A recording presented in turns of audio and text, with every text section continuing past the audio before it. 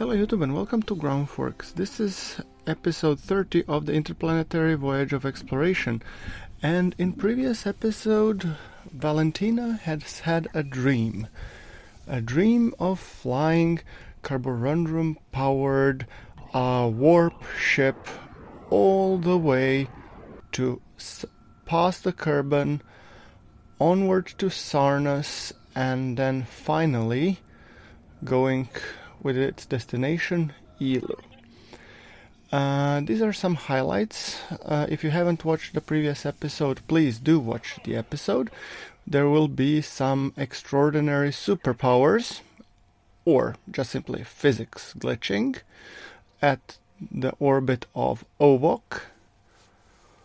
And also, well, selfies. And finally, taking selfies when landed on Eloo. So in this episode, which is the episode 30, we will be taking our ship, which is SPL SSTO Anubis, named after the Egyptian god of the underworld. We will be taking it all the way back to Kerbin, as per dictated by the Valentina's dream. So, her dream was to visit Eloo, to come and go and take selfies on the rings of Sarnus. And just for funsies, apparently, the engineers have installed some hydraulics on her ship. As you can see, it's going on, rear wheels. Or they have installed just such a powerful SAS that she could be able to lift the forward wheel, which is very handy because once we are taking off, we do actually need to thrust upwards. Let us just remind that this is an SSTO. It doesn't have that much life support, so it is a warp ship with the incredible amount of delta V. Good thrust to weight, however very bad on the life support. So we have enough life support to last us, I think, roughly 50 days or 100 days, but that would hardly make it to trip all the way to Sarnus, which usually is measured in a couple of years. So, this, like the previous episode, will be a little bit higher compressed just to the sheer volume of the voyage and the content, which I wanted initially to have as a single episode, but I figured, 1 hour would be a little bit too much, so I have decided to split it into two. And yes, so we are circularizing in 2 minutes. We're closing up on our maneuver burn, and as you can see, Valentina is, well, she is ecstatic because this is her dream ship. Obviously, in a dream. Now, this ship has twin rapiers, which are used for ascent from Kerbin. And then it's powered by carborundum and two 0.625 carborundum fusion drives for a total of delta V at takeoff. I believe it was 28,000. Now we are around 17,000 roughly, so we do have some delta V remaining, but yeah, we have enough to go to Kerbin, that's for sure, and we would have enough to go somewhere else. However, the goal for this mission was for Valentina to experience and play in the Sarnus system, simply put. Okay, so now let's see, we are trying to get ejection from Eloo. We are at 28 kilometers altitude. And in order for us to be able to run the warp drive, we need to escape 1.5 radius of Eloo. So I'm just gonna put once again in a roughly 1,000 kilometer orbit. It's just a nice round number. It's not that Eloo requires it or anything like that, but I figured it would be a nice, cool number to actually go about with. And we want to be ejecting towards Kerbin so that we can actually, we have no other objects or planets or planetoids that would be in the way. So warping a little bit until we push our apoapsis and extend it to the point where we will be able to engage the Alcubierre drive. By the way, for those of you who haven't seen, I am playing with Rover Dude's version of Alcubierre drive, not the Interstellar one. Simply because I didn't want to install the Interstellar. I played with it a while, I liked it, but for some reason I like to explore other options as well. And I think there's lots of interesting gameplay because Rover Dude made the Alcubierre drive to respect the law of the preservation of motion. So that means basically that despite the fact that we are moving, we are actually not burning like expanding delta V, but rather just translating from point A to point B. What it means that once we actually arrive to our destination, we still have to consume the amount of delta V necessary to get to that point in space as it would be normal. And this is the reason where the carborundrum drives kick in, as they have incredible amount of delta V and decent thrust to weight. Okay, but enough babbling. It's time to return Valentina home. Power up the Alcubierre drive and take us to the warp, Valentina. Slow at first, losing sight of Eloo, and pretty soon even Sarnas is becoming a distant speck. I believe this is a ship and these drives are capable of up to warp 4, I believe. And as you can see, our sun is becoming larger and larger as we are aiming to get into the Kerbin sphere of influence. And as translating, passing by Minmus, going towards the Mun. And okay, we are now deep in the Kerbin gravity well.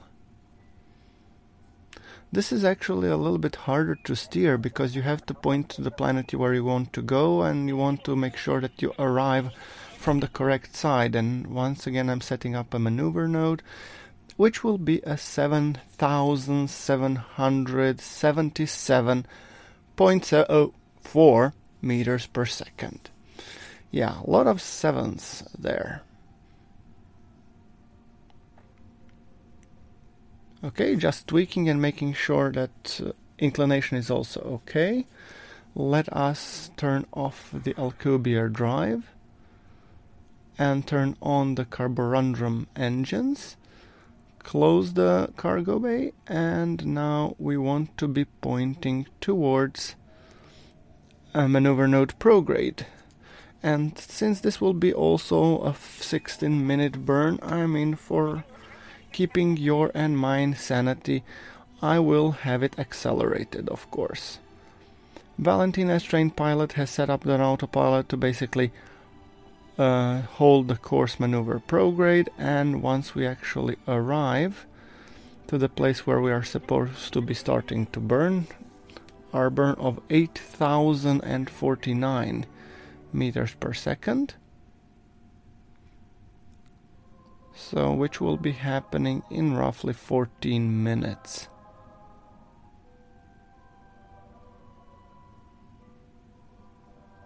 Slowly seeing Kerbin as it approaches.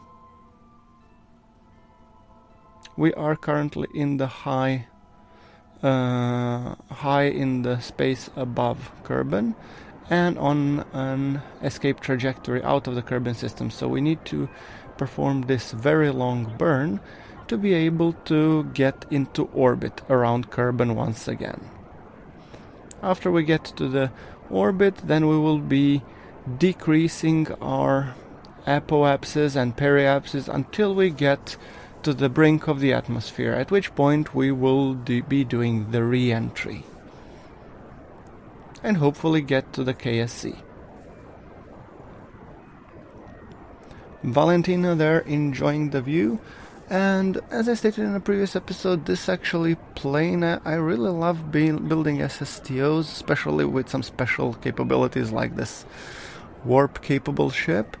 And it looks to me a little bit, if you're looking from a plane perspective, like the Eurofighter, or I think the cockpit is more of like F-16 or something, but these are not the military craft. No. This is just research vessel built for the advancement of the Kerbal kind. And performing our burn, we are halfway through the burn, obviously, because I didn't want one burn to be one episode. So we are making sure that our twin carborundrum drives are working admirably, really. And I must say, so far I have tested this craft a little bit, and you will probably have by now seen the episode of Kerbal Engineering where I was actually building this SSTO. If you haven't, I will be putting the episode on the end screen and on the card, that you will be able to basically see which process I was going through when I was building this. And yeah, 2000 meters per second to burn, a total of 4 minutes remaining at roughly 6 time acceleration, so we should be well under a minute. How are you doing there, Valentina? Oh, she's cool, ice cold, literally. Like a cold Bavaria beer or something, I don't know. Okay. 700 meters per second. And I am hoping that we will be establishing orbit. Come on. And there we go. Ladies and gentlemen, we are once again back in the orbit around Kerbin. So let's just decrease our periapsis to somewhat manageable level. We will be performing the lowering of the apoapsis and periapsis in sequence.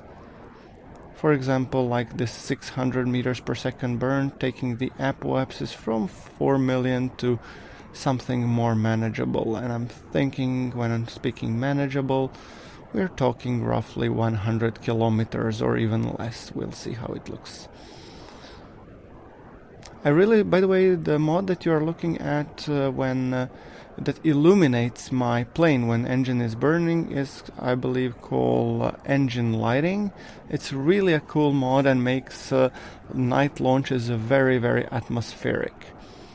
All in all, I'm playing in this 1.1.3 with roughly 80-ish mods, and you can see them in the description below. It's on my subreddit, which you can come and visit and check, and there you will see links to all the mods. Whether or not they are updated to the version 1.2.2, I wouldn't know, because I'm not currently playing the 1.2.2. Okay, so another 500 meters per second burn to basically get our apoapsis down to 80 as well. But our periapsis is 80, which is just a smidge above the atmosphere. Beautiful sunrise behind Kerbin, and I really like what scatterer and stock visual enhancements are doing to the planet. It looks just beautiful.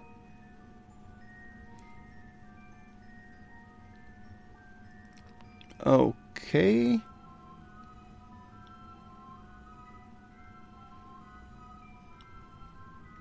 Let's just accelerate until we get to the point at which we should be burning. We are 3 minutes from our maneuver node. Okay, great. Yeah, there it is. Cool. Let's just flip the craft for nicer screenshots, I guess.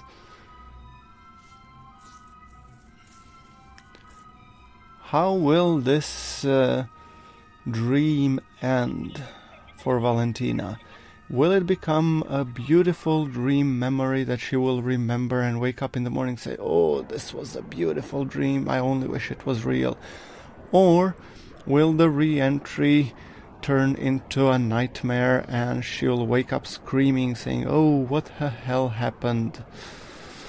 As you know, guys, I'm not really that good when playing with heating and re-entries. And this is actually one of the, I believe, second or third time that I'm returning a space plane back.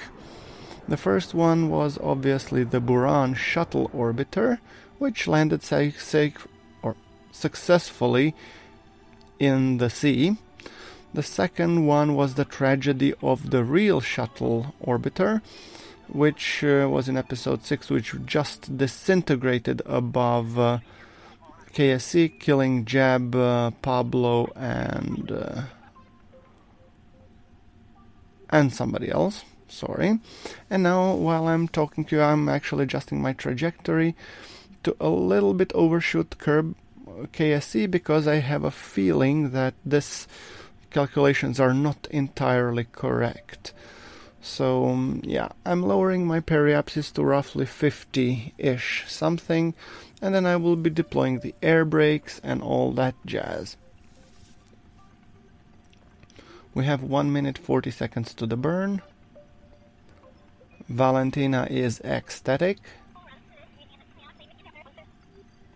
She is just badass. Okay, 28 meters per second burn, so it's a tiny burn, more than not a problem at all for our carborundrum drive engines. Just correcting it slightly there, and as you can see, it looks good so far. I mean, it looks like it would be overshooting, but I'm a little bit skeptic when it comes to it. Okay, now what we want to do is we want to be turning off our fusion reactor, sorry. And I also want to be turning off our radiators panels as well. So we are just deactivating them. Okay. Then we would be closing the cargo bay doors, followed by disabling of the carborundrum engines. Correct. Good. And also I'm thinking I'll be probably opening the air vents and putting the engines, the rapiers, into the air breathing mode, which will then help us to, work as we intended. Let's just flip the craft, deploy the air brakes, and let us go and get roughly to the atmosphere.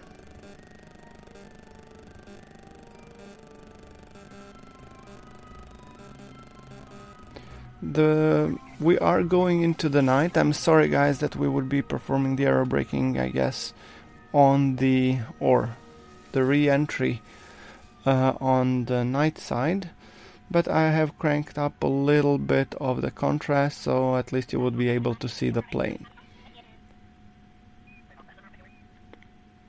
Tilting the camera so that we have a nicer, better view. And I'm keeping the plane at roughly 45-degree angle, so very high, so I could actually bleed off some energy when re-entering. Whether or not that would impact my landing site? Oh, it would, and by a large margin. Huh. Well, it looks like I will need to be flying once we successfully perform the re-entry. So I'm thinking, rather than allowing us to get into the thickest layer of the atmosphere, I'm thinking something else. We will do a couple of bounces of the upper layer on the upper layers of the atmosphere, which should basically keep us very much in the supersonic region and high enough so that we don't burn up or explode or anything like that. But I mean, the orbital velocity of 2,000 and something meters per second is a little bit on the dangerous side. So I do want to bleed some of the energy at least. And yeah, if push comes to shove, I'll just re-enable my carborundrum drives, and I will re-enable my nuclear reactor, and then we will be just bouncing off the atmosphere until we can actually come over somewhere over KSC and then just land this, hopefully.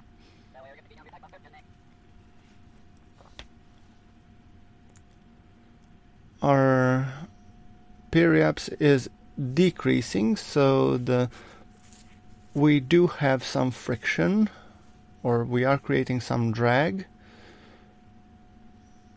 I have lowered the angle to be roughly 35-ish degrees, and my goal is actually to have a rested vertical velocity somewhere below 100 meters per second on the vertical scale. Oh, and as you can see, trajectories are calculating. We will be missing KSE by a continent. Okay, no matter. Let's put a little bit lower profile, so 30 to 35. I think a 35 should be fine. We are 52 kilometers up. I have decided to disable the rapiers. After all, I mean, at this altitudes they won't do as much good, so I think it's rather more efficient if we use the so let's close the intakes, and we see some heating effects. We have passed the 50, so we are now at 47 kilometers.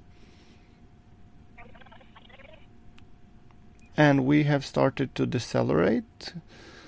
I'm just hoping that by keeping at this angle we are decelerating and also still getting some air bumping off our wings and thus lowering our vertical speed downwards.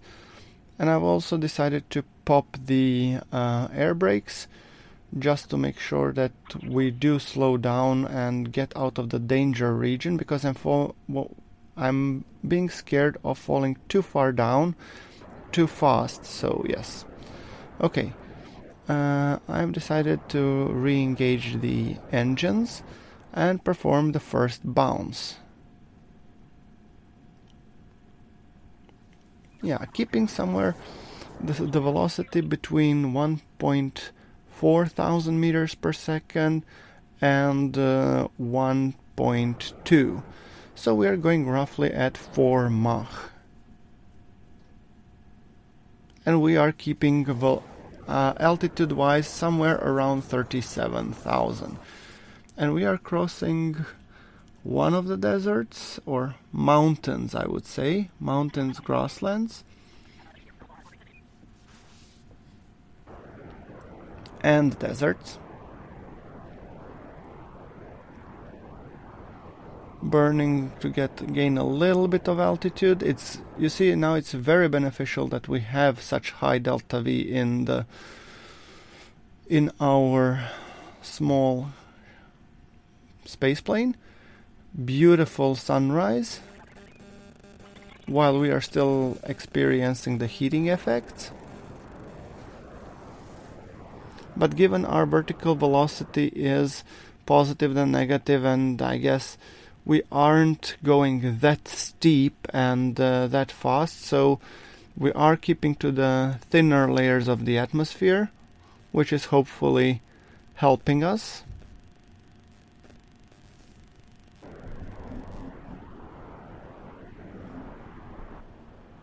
We are approaching the next continent, and I'm wondering if this is the KSC continent. We'll see. If it is, then this has been pretty easy. We have more than enough delta V to actually get back home, so I'm not overly concerned. Oh no, whoa, wait, this is the desert. Okay, so yeah, we need to fly over this desert and then do one or two more, or just small hops until we get to the KSC continent. By the way, guys, you are watching this re-entry once again as, I believe, in 3 or 4 times time acceleration because, yeah. I still consider it to be rather entertaining to, just bounce off the atmosphere and see how it will go. Will this become a dream to remember or a nightmare to fear?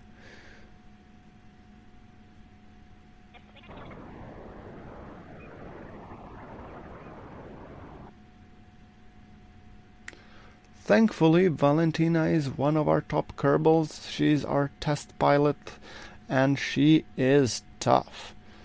So she doesn't take no for an answer, and clearly it shows. We are coming up now on the KSC continent, which is good, traveling at roughly 3.52 Mach and going around 34,000 meters. So I think I will pretty soon be disabling the carborundrum drives because we don't need it any longer. Now we do want to go down through the atmosphere, and we are at 1.2 thousand meters per second, so it's not really, we are no longer in the danger zone. I have enabled the air breathing mode of the engines. We can see already the mountains that are behind the KSC. Opening the air vents just to make sure that we get some air.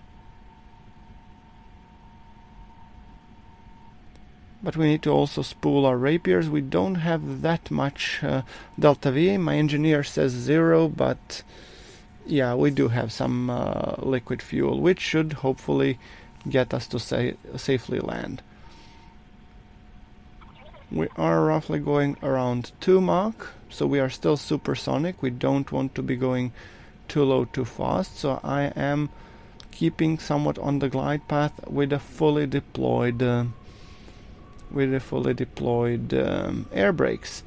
And now we have gone subsonic because I want to have plenty of room to actually gently land. And I'm making sure that I transfer all of my fuel forward to keep and maintain the stability of this craft. So far I've been very happy with the way it flies.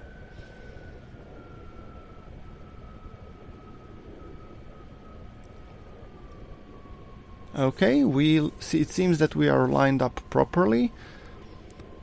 I'm just making tiny adjustments with Valentina because these reaction panels, they do have some authority, I'll tell you that much. I might have over-engineered them when working with it. Okay, I'm making sure that we are roughly going around 200 meters per second. Then I will be deploying the small air brakes, deploying the landing gear. Oh, this is the nail-biting moment. We are more or less well lined up on the runway. Going at 120 meters per second, 9 kilometers to the runway, and we have Jeb, Pablo, and Bob, I believe, memorial, which is reminding us on the perils of the travel. So let's just go carefully. 4 kilometers. I aim for my velocity to be roughly around 100 meters per second or slightly less when we cross the threshold of the runway. I don't want to be going too fast, or I don't want to be going too slow either. So around 100 mark I think should be fine. Coming down on the runway and deploying the air brakes and going for the final flare. Ooh, easy does it, and touchdown. A little bit harder landing, but the landing nonetheless. Welcome home, Valentina. Beautiful. Okay, ladies and gentlemen, Valentina has successfully landed back at Kerbin, and yeah, well, this music was just the, concert and orchestra welcoming her back home as a hero. The first lady that has landed on Eloo, or the first Kerbal that has landed on Eloo for that matter. So we will park the Anubis right here, and I think it's time for Valentina to take the selfie. So I just want to make sure that the brakes are still deployed. But I don't like the idea of air brakes being deployed, so I'm just going to close those. Cool. You as well. Yeah, I want my Anubis to look nice when it will be stationed here for some time. Great. Okay, now let's EVA Val for the final, final picture, final selfie. She has taken plenty of selfies on this voyage. Oh, and of course, as it is in a dream, you usually wake up and fall flat on your face. Well, that's what happens. Okay. Screenshot. Beautiful. Val, looking good as always. Okay. So, let's recover her. And Valentina has gotten many, many ribbons in her dream. She has gotten so many from the Eloo, from the Sarnas, a little bit from Ovok and everything. So all in all, it has been one wonderful dream.